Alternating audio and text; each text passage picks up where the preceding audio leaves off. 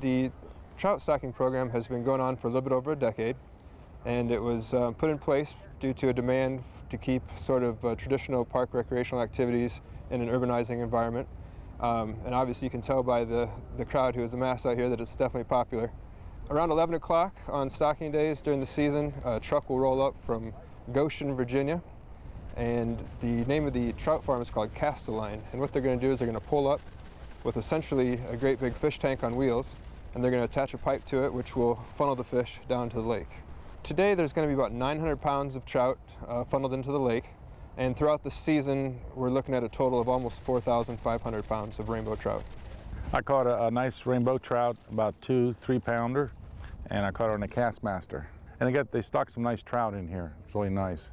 No small trout, but usually big trout. Fishermen who are 16 years or older do need a Virginia State fishing license. However, they do not need a trout stamp. And everyone who fishes for trout between now and April 27th requires a day pass or a seasonal pass.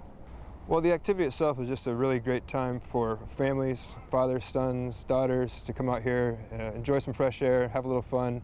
The fish will bite on anything, so it's a good confidence builder for young fishermen.